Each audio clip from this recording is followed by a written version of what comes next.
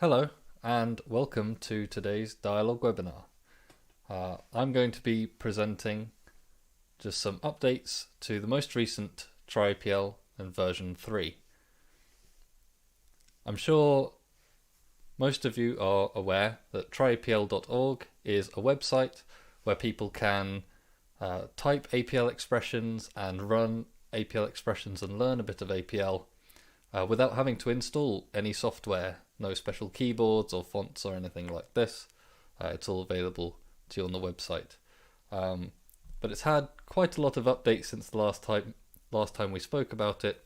So I thought I'd do just a sort of whistle-stop tour through some of the key new features and elements and aspects of the TryAPL system, which has expanded a bit. If you're watching live on Dyalog.tv, as usual, I believe the chat system is working and you can put your messages and comments there and they'll be forwarded to me to reply as and when I get them. So, without further ado, let's see what's new. Okay. So, the most recent update is actually that we've finally open sourced the whole system. So you can actually see all the source code to the entire system on github.com/dialog/tryapl. This means, obviously you can download and run it for yourself using Dyalog version 18 and see how the code works and everything like this.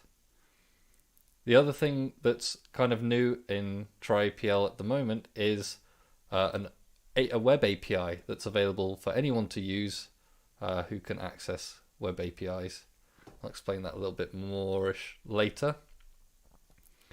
But in particular, in stark contrast to previous versions of TryAPL, which were I think the last one was My Server 2 with a lot of customizations for both things like the security and the way the learning notebook system worked and things like this.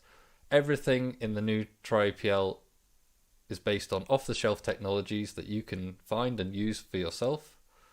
So in particular, it's a web service using the Jarvis APL web service framework. And it's sort of an example of a Jarvis application, among other things. Again, this is just a sort of run through and we'll go into details in a second. There are also, as well as changes to the overall architecture and the back end, there's also on the front end now a more traditional APL style session kind of feel to how you interact with TryAPL. And that's also allowed us to enable the creation and editing of multi-line functions. Somewhat experimental, but it's quite neat that it works, I think. Also something new is the ability to download and upload TryAPL workspaces. Now these are conceptually the same as a regular APL workspace, just a sort of collection of your names, functions, variables, and your quad IO settings. But they are specific to TryAPL and they're not really normal workspaces. You can't load them in a regular Dyalog interpreter, for example. Among all these other ways to share code that I will be demonstrating in a moment, we have taken a bit of effort to make sure that when you're sharing code with other people, if they've been doing stuff, your sharing isn't going to overwrite stuff they've done and get in the way, which some people find quite important. And then, in terms of the front end, I want to talk about a couple of points. Some quality of lifestyle updates in terms of accessibility on different devices. So now it's a bit more touchscreen friendly for things like mobile phones and tablets and things like this. And there's also a dark mode, which some people are really into as well. If you like a little bit of a history, TryAPL is quite old now, I suppose, almost 10 years. It launched in February 2012, and that same year at the user meeting, there's this presentation from Brian Becker explaining the story where TryAPL was kind of inspired by one of our past competition winners. So that was really interesting, I think so.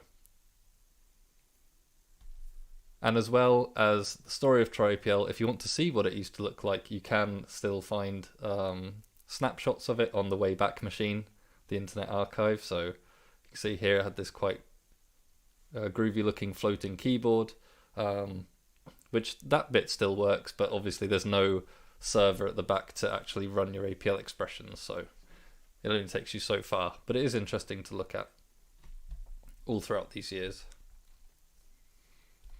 The new design, excusing the presentation frame, is basically the same sort of layout with the panels, but there are some key differences, which I'm going to go into more details just now. So now I'm just going to give a tiny bit more explanation on each of those bullet points. So the first thing being, yes, we've now, and this is very recent, open sourced the technology for TryAPL. So you can go to github/dialog/TryAPL, and in particular, there's quite a lot of files sort of with the whole development sort of aspect, but really the core system is quite simple. It just really consists of a single scripted namespace, TAE.APLN. This is kind of the core APL code that runs the system and the service, including bits at the top, I think, which pull in dependencies. And those dependencies are just bog standard. You can get it from GitHub as well. Jarvis, the APL web service. It allows you to expose your APL functions as web APIs. So we've got ours as sort of JSON API, but also really conveniently it lets you host just a single static web page if you just need a really bare bones front end. We've gone a little bit further, I suppose, if you look at what you can do on TryAPL, but it really is just a single web page and a single HTML file and some JavaScript.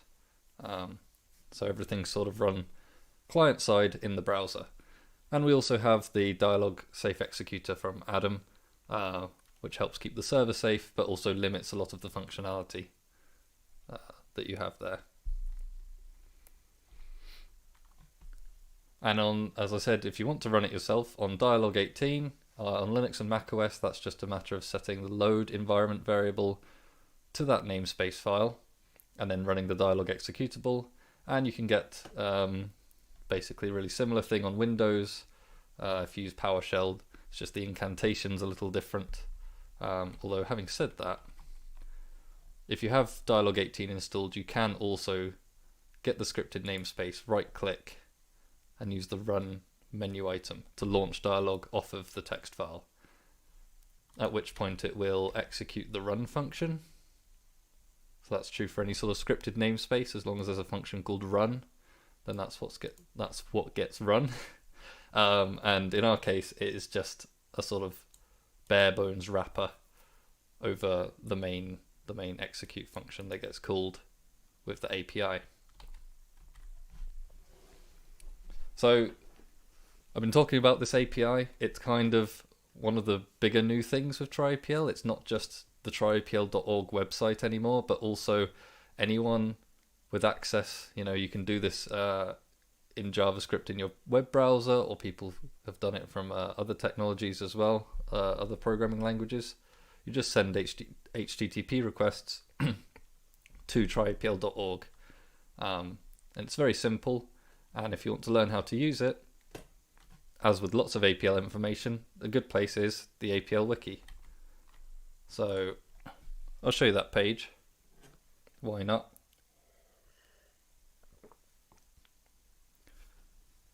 So this is the this is the APL wiki page about TryAPL. It's got lots of contextual information.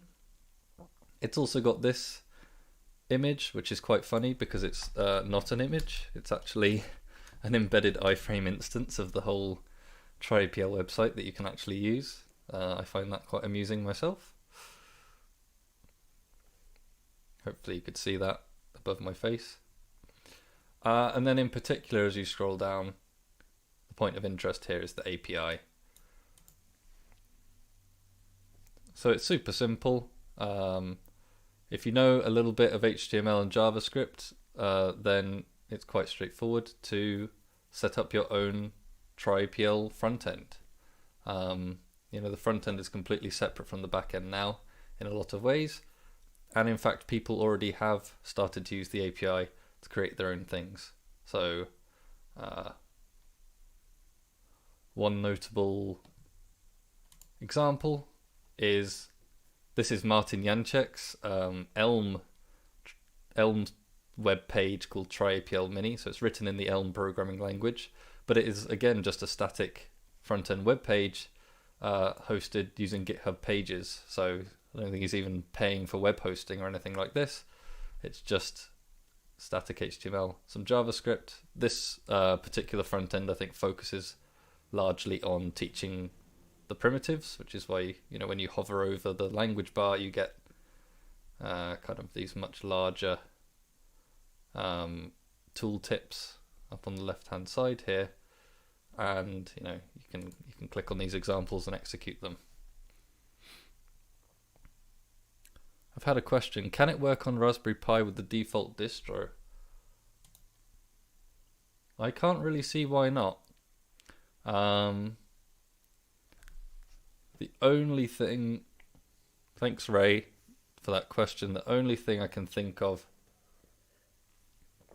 and given recent updates to improve some of the performance around handling multiple requests, probably the performance will be okay as well.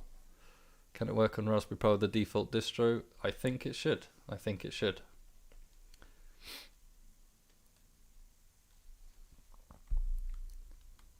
So, and of course, if you instead of the entire full TryAPL system, which obviously, it's open now, welcome to use it. I know for certain that writing a single HTML web page with a bit of JavaScript will definitely work on a Raspberry Pi, with any JavaScript enabled web browser and an internet connection. Other notable uses, lots of any use is notable to me, but uses of the API include an experimental TryAPL Twitter bot. So there's TryAPL bot, and you can tweet at them. You can tweet at TryAPL bot with code in backticks, and it'll reply with the result. And also the APL Orchard has a kind of bot that monitors messages and looks for ones with APL code in. I think in particular quad gets and a starting diamond, and then it will just execute the APL and give you back the result. When I say result, I think it's worth specifying what that means in a second, but I will sort of just continue because that's all I really wanted to say about most of the sort of changes to the back end and stuff. So at this point I think I'm going to switch to talking about the front end mostly. So the biggest change in this sense, as I've said, is that we have a kind of more traditional APL style REPL, which I personally like. I really like the ability to go back and edit different places. I think I can even subtract the date. I can find the difference of the copyright days, and you can literally execute any line like normal APL.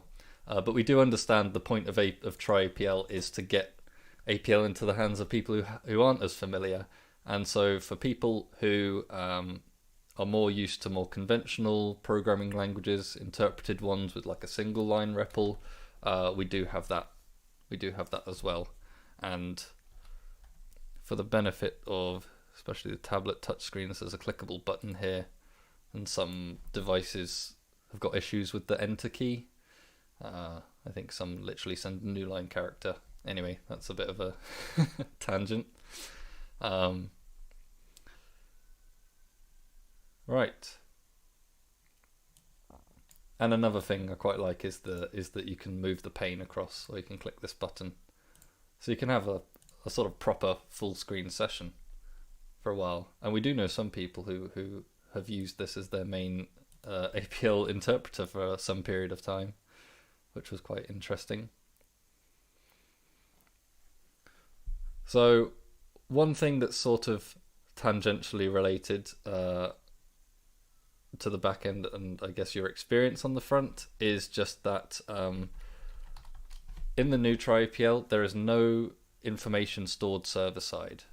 So we don't store anything about you, there's no cookies tracking you or any information about you as a user on here, which might spur the very reasonable question of, so how can I store variables? And this is the last bit that I think is maybe worth mentioning related to the API, is that within your single browser session, we store the state as just this simple JavaScript array with some big strings that constitute basically just a specially encoded serialized namespace that is, the contents of your workspace. And I mean, luckily it's just a little bit of text for the most part, but that gets sent back and forth to the server each time. So that's how you sort of maintain the state. Said I was going to explain about sending the arguments and results, and basically the last element of the state is a plain text representation of your APL expression, and then what comes back on the other end is actually the display form boxed. So, in that sense you might have to pull things apart and whatnot, but it's it's really an APL learning tool more than a API for doing lots of computation. I'll show you a couple more limitations in a minute related to that, and why you probably don't want to try and use this as an actual APL engine. But the point I started with was about variables, and indeed if I, TryAPL doesn't know anything about me. If I refresh the page, I'm in a new session and my variable's gone. So in order to save your stuff, you need to go to the File tab and explicitly ask for your work to be saved. And from then, apparently I had dark mode enabled as well. That's interesting.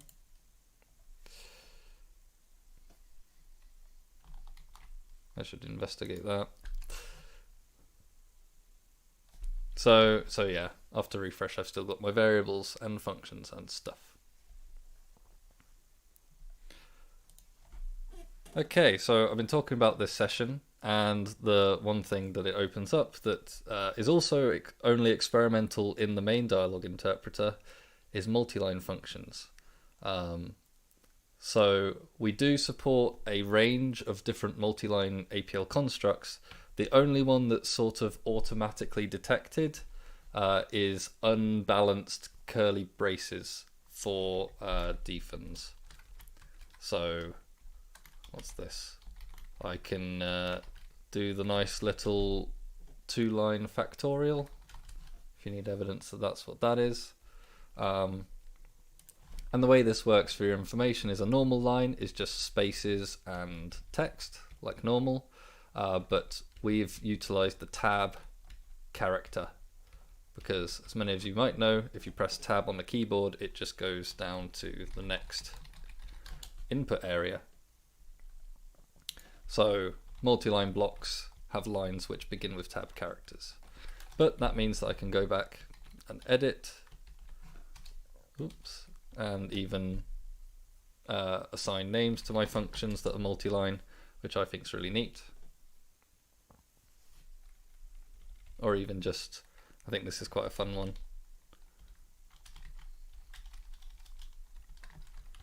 Is literally just change the definition and have a new function. Unless I accidentally press enter on the wrong line, and then it tries to insert a new line. So what's that? Fib each to 20. That's quite fun.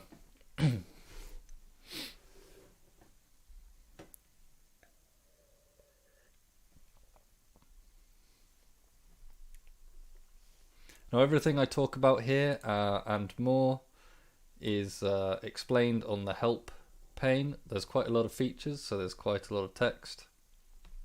Only thing I want to point out is if you want to go back and edit, say you want to insert another line on here, you could copy and paste a tab character, but you can also use Alt-Enter and just insert a line that way. If you find yourself in a kind of nested parenthesis hell that you can't really get out of, you can just press the escape key and it it deletes the tab character, it returns to like a normal line. I think people trying this out might find that information useful. But the next thing that I want to talk about is sharing code, really. So for a long time, we've had the ability to create little sort of special URLs that let you just send executable TryAPL expressions, and we tweet them sometimes, so you can send them to people to demonstrate things. In the new TryAPL, if you want to click, there's this sort of link icon in the top right corner. You can see that changes the URL bar here. So I can press enter here, and I'm taken straight to the expression, which is then executed. You might also notice the question mark clear, and that's useful because it means you're starting in a fresh default state. And if I want to go back to my previous workspace, then I'll just go back to the main page. But this is kind of limited. I mean, you can share multiple expressions with diamonds, but that's only useful up to a point. If you want to share more involved examples, another thing that we've had enabled for a long time is the ability to share, to execute Dyalog Jupyter notebooks. So I think in old TryAPLs this was kind of like a custom system for some of the notebooks, and then eventually we evolved into everything being plain, let's go to the end, .ipynb Jupyter notebooks. And this is really nice because if someone comes along like Stefan Kruger, who recently published his kind of modern introduction to APL, and I want to learn about indexing, for example, this is actually what's called a Jupyter book. So it's like an ebook made out of Jupyter notebooks. And I can go up here to these links, and there's one with download, and I can choose the ipynb link, copy that, paste in here, and then barring any little glitches, I can learn about indexing.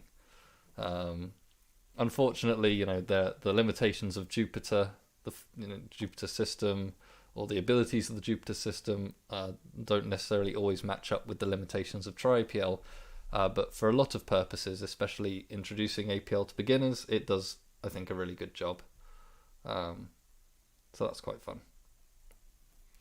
And also, it's a way, up to a limited extent, of sharing multi-line constructs as well.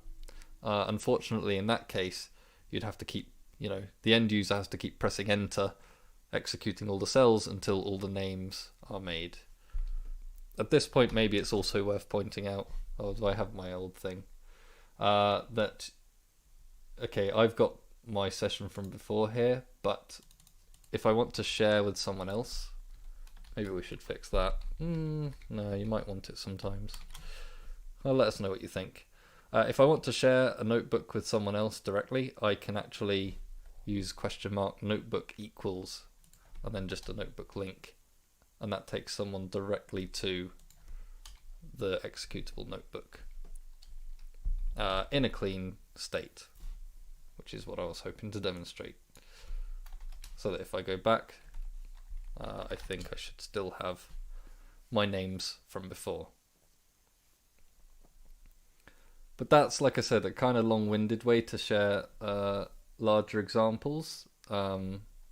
Depending on your purpose, you might actually just want to send a pre-populated workspace. So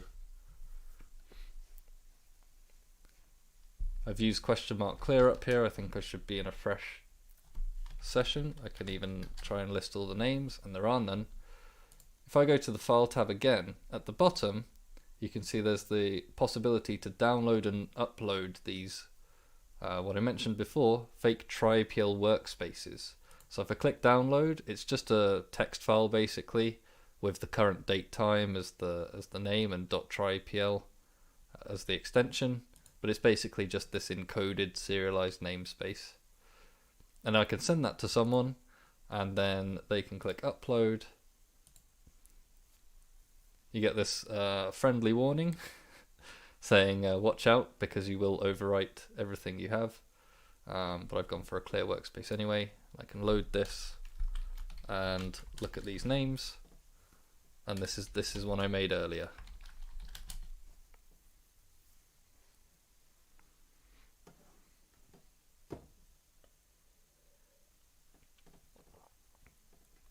I know that was pretty fast, but as I said, it was very much a whistle-stop tour of new stuff. Oh, I forgot to mention the stuff about touchscreen. Sorry. All right, last 2 points. One is it's not really any different because I think you could touch the floating language, floating keyboard from before, but this is actually pretty much the same technology that Ride uses. So if you learn to use this keyboard, then especially the prefix keys. So for most people that's backtick, but not every keyboard layout uses backtick. Again, most keyboard layouts it's the top left above tab and left of 1, but not all keyboards that have it like that. That's all specified in the help tab. But basically backtick, and then in this case Y generates an up arrow there. The thing that's more touch friendly in a sense is instead of hover over tooltips for the actual full help, with these examples you click, which means on a touch screen you touch, and you get the sort of tooltip help and examples printed in your session. And because it's one of these sort of text editor style sessions, I can just go in and edit things like this. Edit the examples and execute them, which I think is kind of neat. I guess I'll mention, if for those who've not seen before, the tab input is basically a set of mnemonic ways of inputting various symbols. Some have multiple, so FF tab also works. I think O vertical bar tab. So it's got a kind of vibe of a overstruck keyboard, but not the exact same keys.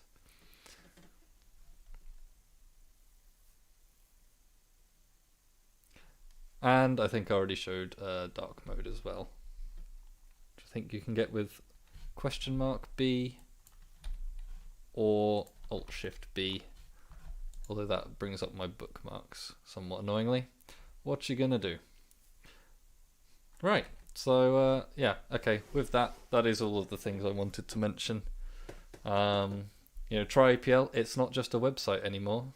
It's a Jarvis application, yes, and a sort of example of writing an APL web application, web-enabled thing.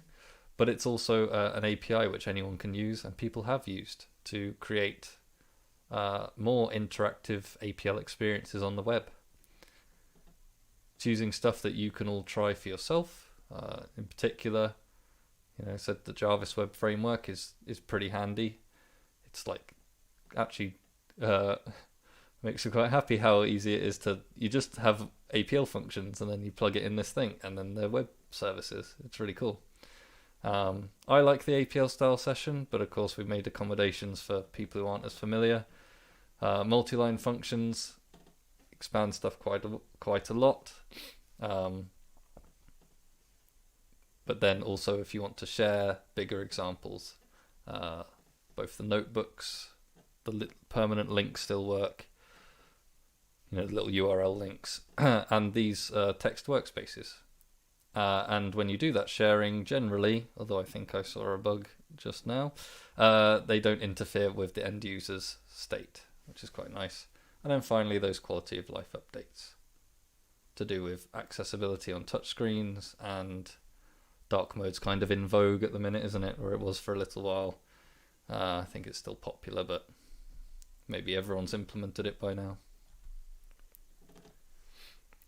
So that's all I want to talk about. As I said, I'll wait for a moment for any questions, and while I do that, I'll also mention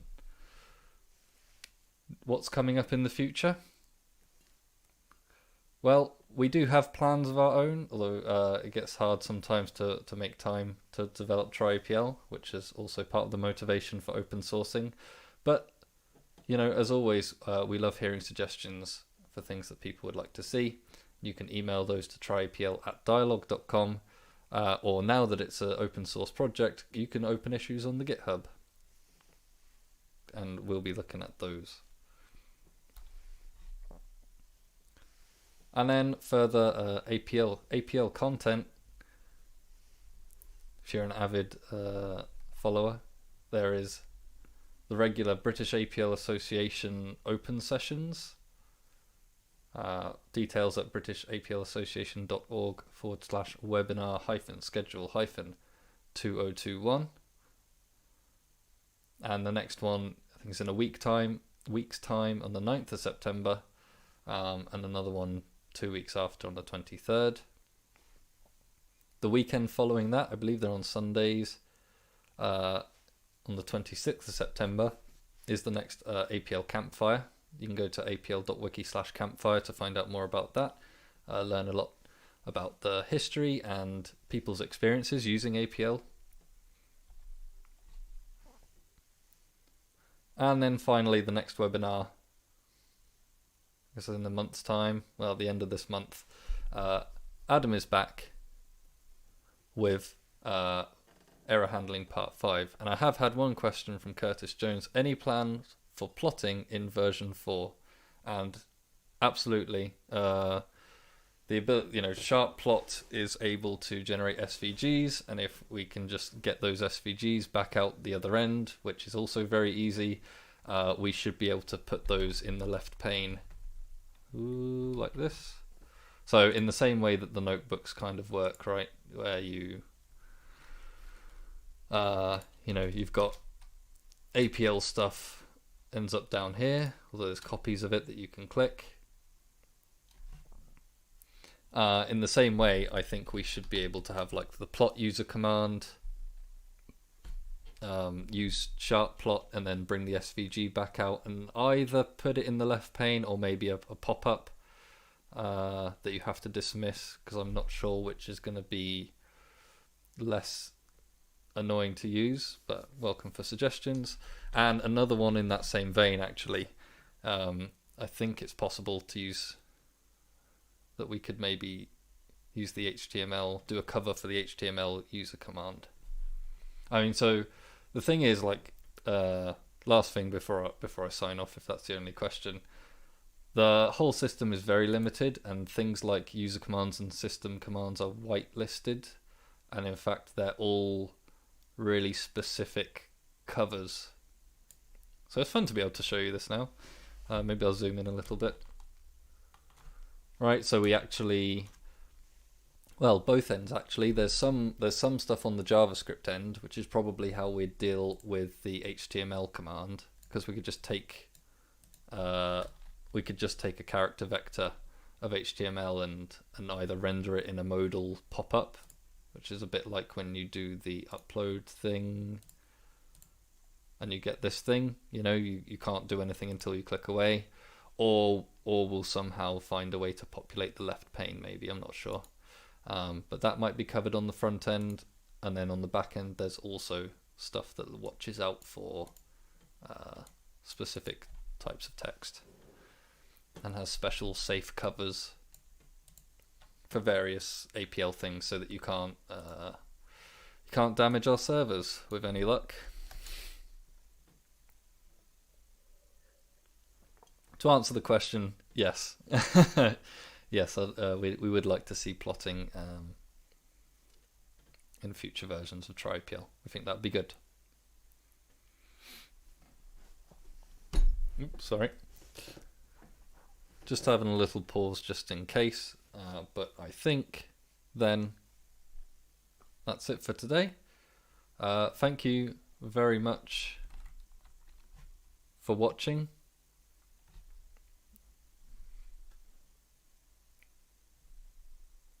as always, and I'll see you on the next one. Goodbye.